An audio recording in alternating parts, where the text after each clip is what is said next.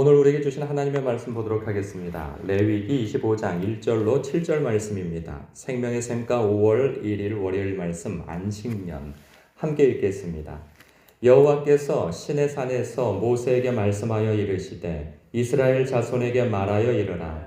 너희는 내가 너희에게 주는 땅에 들어간 후에 그 땅으로 여호와 앞에 안식하게 하라. 너는 6년 동안 그 밭에 파종하며 6년 동안 그 포도원을 가꾸어 그 소출을 거둘 것이나 일곱째 해에는 그 땅이 쉬어 안식하게 할지니 여호와께 대한 안식이라. 너는 그 밭에 파종하거나 포도원을 가꾸지 말며 내가 거둔 후에 자라난 것을 거두지 말고 가꾸지 아니한 포도나무가 맺은 열매를 거두지 말라. 이는 땅의 안식년임이니라. 안식년의 소출은 너희가 먹을 것이니 너와 내 남종과 내 여종과 내 품꾼과 너와 함께 거류하는 자들과 내 가축과 내 땅에 있는 들짐승들이 다 그 소출로 먹을 것을 삼을지니라. 아멘. 우리가 코로나라고 하는 그 긴 터널을 한 3년여 시간을 우리가 보냈죠. 그때 여러 가지 어려움들이 있었던 것은 사실이지만 그에 반해서 놀랍도록 어떤 자연 현상이 그 회복력을 갖는 것들에 대한 뉴스를 접한 적이 있어요. 그 멸종 위기 종들이 다시금 번식하게 되어지고, 그리고 그 무엇보다도 눈에 띄는 것이 있었어요. 우리 한국인들 같은 경우에는 그 코로나로 인하여서 중국의 모든 공장들이 닫혀버리니까 미세먼지 때문에 어려움을 겪는 날수가 굉장히 적어졌다는 거예요. 그 기억나세요? 그러니까 굉장히 청정한 날들이 많았어요. 그래서 야, 하늘이 이렇게 깨끗하고 그리고 공기가 이렇게 맑았었나? 이게 언제부터 그랬나 싶을 정도로. 그러니까 물론 다른 것들은 좀 어려움은 있었지만 반대로 자연이 굉장히 모든 멈춤, 그러니까 인간들의 활동이 딱 멈추게 되어지니까 자연이 막 회복되어지는 것들을 우리가 봤단 말이죠. 그것뿐만 아니라 노동이나 모든 일들이 딱 또 멈춤이 되어지니까 놀랍게도 막 일로서 막 살아가던 사람들이 어쩔 수 없이 쉬게 되어지는 것으로 인해서 경제적으로 어려움도 있었지만 그것으로 인하여서 또 기력을 회복하는 기간을 가질 수 있었다 하는 사실, 그리고 또 놀랍게도 늘 일하느라 가족이 서로 한자리에 앉아서 식사할 시간조차도 없었던 그러한 때에 또 많은 가정들이 가족들의 어떤 관계가 회복되어지는, 물론 이 사이가 좋지 않은 부부로 인하여서 이 싸움도 일어나고 갈등도 일어났지만 그런 것에 또 반해서 가족이 관계가 회복되어지는 일들도 있었단 말이죠. 마치 그런 것처럼 오늘 말씀 속에서 안식년에 대한 하나님의 명령하심이 있는 것을 봐요. 안식일은 우리가 다 기억하고 있어요. 하루를 쉬고 6일 동안 일하라. 그렇게 해서 하나님 앞에 예배하고 하나님과의 관계를 또 새롭게 하고 하는 그러한, 그리고 내 자신을 쉼으로 인해서 회복력을 가지라 하는 그 안식일이 있었다고 한다면, 이 안식년은요 땅에 대한 안식을 명령하심을 봐요. 보니까 2절에 이스라엘 자손에게 말하여 이르라. 너희는 내가 너희에게 주는 땅에 들어간 후에 그 땅으로 여호와 앞에 안식하게 하라 말씀하세요. 그러니까 땅을 안식하라는 거죠. 이러한 말씀은 그럼 어떻게 안식을 할 것이냐? 사람이 6일 동안 일하고 하루를 쉬는 것과 같은 그러한 방법으로 안식년을 가지라는 거예요. 너는 6년 동안 그 밭에 파종하며 6년 동안 그 포도원을 가꾸어 그 소출을 거둘 것이나, 그러니까 열심히 경제활동을 하라는 거죠. 그 땅을 쉼 없이 이렇게 경작하여서 소출을 얻어 너 먹고 그것으로 재산을 축적하고 그렇게 하라는 거예요. 그런데 4절에 보니까 일곱째 해에는 그 땅이 쉬어 안식하게 하라는 거예요. 땅으로 하여금 쉬게 하라는 거죠. 그러니까 사람을 쉬게 한다는 안식일과는 다르게 땅을, 하나님의 피조물을 쉬게 만들어주라는 거예요. 그것은 여호와께 대한 안식이라. 너는 그 밭에 파종하거나 포도원을 가꾸지 말라는 거예요. 그때는 씨도 뿌리지 말라는 거예요. 그냥 방치하고 내버려 두라는 거죠. 그 땅의 지력이 스스로 회복할 수 있는 자생력이 있으니 그것은 하나님께서 주시는 자연의 섭리이고 원리인데 스스로 회복할 수 있는 그 회복의 기간을 주라는 거죠. 그래서 5절에 보니까 내가 거둔 후에 자라난 것을 거두지 말고, 그러니까 네가 뿌리지 않는 것을 거두지 말라는 거예요. 그때에는 파종도 하지 말고, 그리고 거기에서 스스로 나는 것에 대해서 거둬들이는 행동도 하지 말라는 거예요. 그렇게 해서 가꾸지 아니한 포도나무가 맺은 열매를 거두지 말라. 이는 땅의 안식년임이라. 그러니까 땅으로 하여서 소득을 얻을 만한 어떤 행동도 하지 말라는 거죠. 대신에 그 안식년에는 이렇게 하라는 거예요. 그게 뭐냐면 6절에 소개가 되어져 있어요. 안식년의 소출은 너희가 먹을 것이니 너와 내 남종과 내 여종과 내 품꾼과 너와 함께 거류하는 자들과 내 가축과 내 땅에 있는 들짐승들이 다 그 소출로 먹을 것을 삼을지니라. 잘 보세요. 대상이. 그때 나오는 것들은 따서 먹을 수 있어요. 그런데 누가 먹을 수 있어요? 그러니까 땅의 주인이 되겠죠. 땅의 주인인 내가 먹고, 그리고 내 남종과 내 여종과 내 품꾼과, 그러니까 그 사람의 영향 안에서 일하는 종들이 있단 말이죠. 일꾼들이 있어요. 그들로 하여금 그것을 먹게 하라는 거예요. 일해서 먹는 게 아니고 자기 소득, 자기 먹을 것들은 그 안에서 챙겨서 먹도록 배려하라는 거예요. 이전에는 그것이 누구의 소유였어요? 주인의 소유였단 말이죠. 그런데 이때는 누구의 소유예요? 완전히 하나님의 소유인 것을 선포하라는 거죠. 그래서 그 땅에서 나는 것은 그 땅 주인도 먹지만 경제 효과를 누리기 위한 소득을 얻는 목적이 아니라 그것을 단순히 자기가 먹는 정도 따먹고, 그리고 자기 스라에 있는 그 휘하에 있는 그러한 종들이나 일꾼들이 먹을 수 있도록, 그리고 내 땅에서 거류하고 있는 나그네이든지 누구이든지 간에 먹을 수 있도록 배려하라는 거죠. 근데 사람뿐만 아니라 7절에 보니까 네 가축과 네 땅에 있는 들짐승들이 다 그 소출로 먹을 것을 삼을지니라 라는 거예요. 그러니까 보십시오. 그러니까 사람에게는 안식일이 있고 땅에게는 안식년을 주셨어요. 그러니까 이 말씀인즉슨 무엇이냐면 이 땅에 있는 모든 것들은 안식이 필요하다는 거예요. 그러니 야 사람아, 너희들만 쉬지 말고 땅도 쉬게 하라는 거예요. 모든 피조물도 쉬게 하라는 거예요.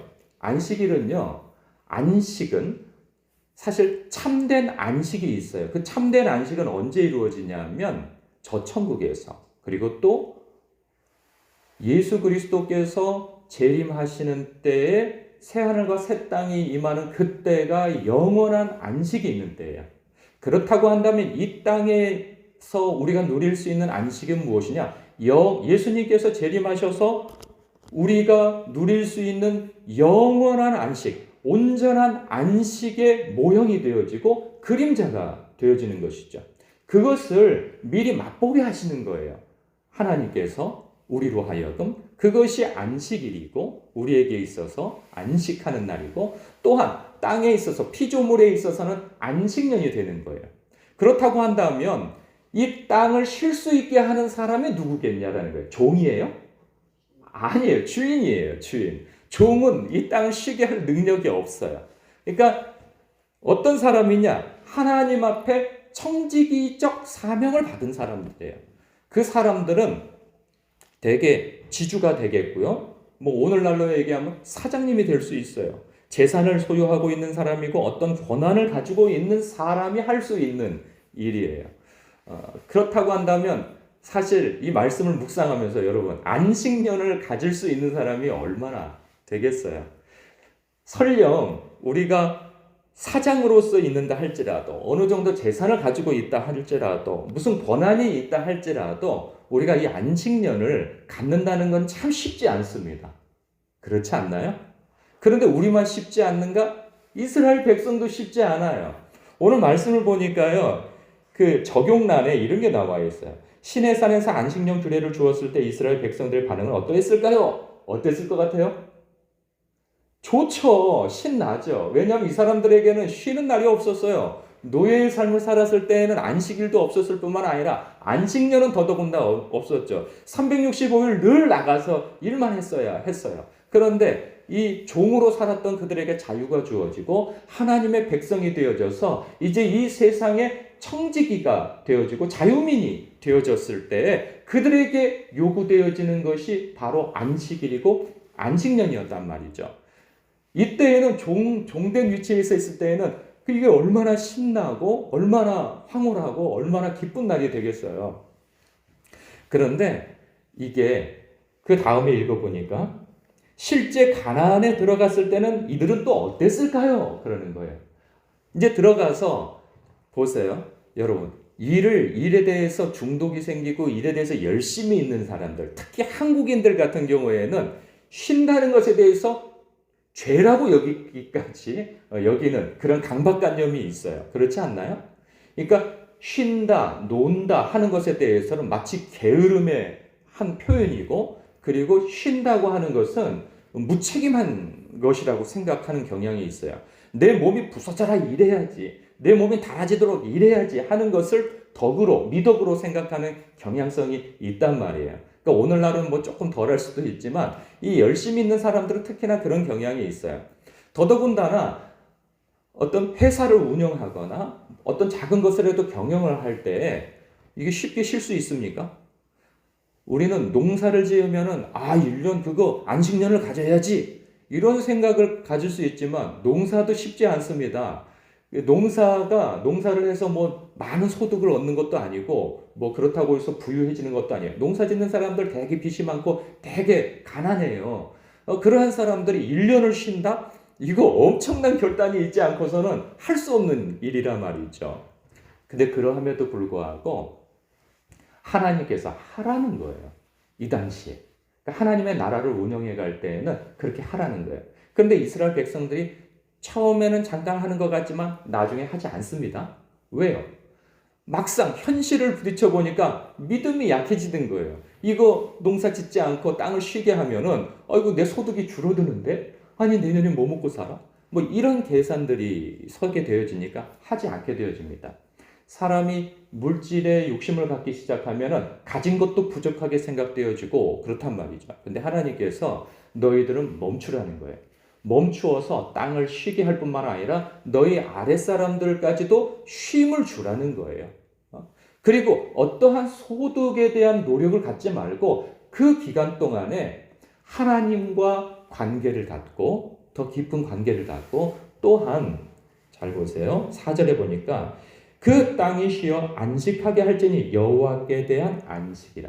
그러니까 여호와께 대한 안식을 땅에 쉬는 것으로 통해서 한다는 거예요. 그런데 그 열매가 뭐예요?